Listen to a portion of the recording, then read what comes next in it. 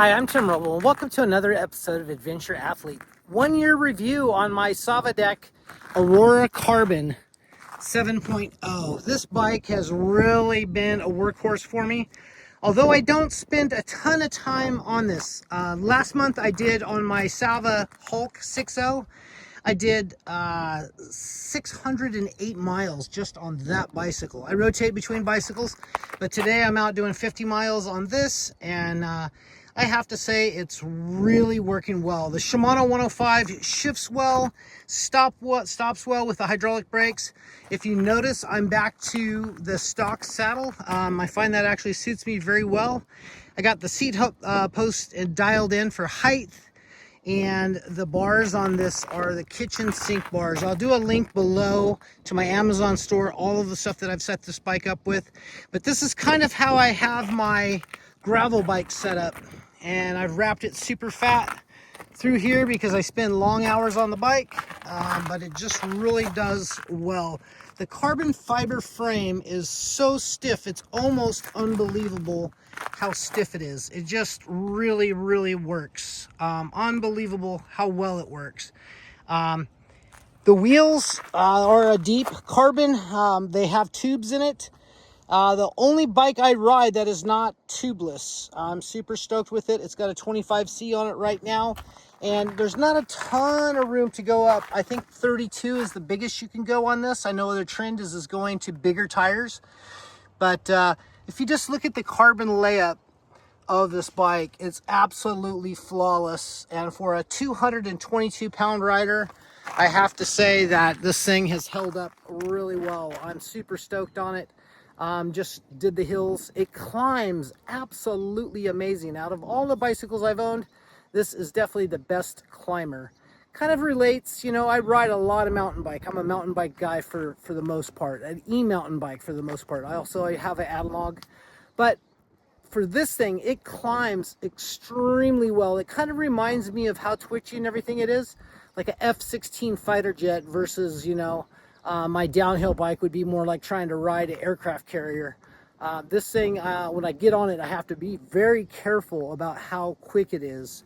Some of the questions I've gotten from you guys in the last couple of weeks on my previous review is, does the thing come set up? How are the bearings in it? Do you need to pull it apart and grease the bearings? It's all sealed bearings in it. So I don't know who was throwing that out there that it had ball bearings in it that needed to be greased, but not to my knowledge. Things work great, held up great. Another thing I can think about is, boy, they got the cluster right here in the back. The shifting on it is just super precise with the 105, and the cluster is just super, I don't even know the word for it, but just really intuitive. Like you just click in the next gear when you need it, and it's the right ratio. I guess that's the best way to say that. Unknown is the power wheel crankset that's on this bike, but it's held up really well to me. Done really well. Everything on this bike has been just super flawless. I've had zero issues with it, and I'm happy with that. Just so we're on the same page, it came with a carbon fiber aero bar that was super trick, but it was super narrow, and I'm a big dude. I'm 6'3", and I have a wide chest, and trying to ride that bike, and that's why I've ridden this less than any of my other bikes, just because of that fit on the handlebars didn't work well. So I ordered this set of bars for it and the little stem, and that's worked out really, really good for me. It just opens up the cockpit and allows me to spend more time on the bike and makes me more passionate about wanting to ride it. And on that kitchen sink bar, I like to pair it with the quad lock, and I run my iPhone 16 that I'm filming with up here on the bars. Works really, really good. I'm able to listen to podcasts, listen to the radio, and go down the road.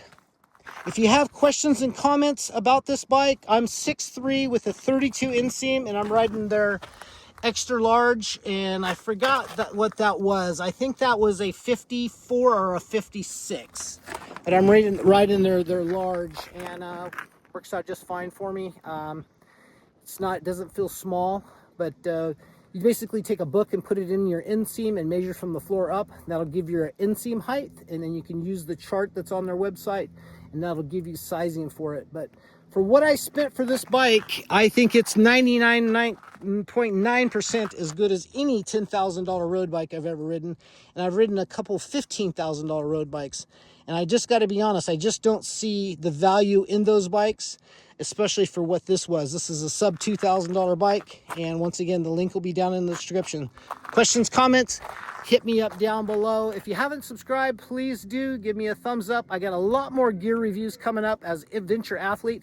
I've retired as a full-time fabricator, and now I'm doing basically modifying and making things better for what I do. I spend about 360 days a year in some type of backpack and some type of helmet, whether it's motorcycle, bicycle, canyoneering, something.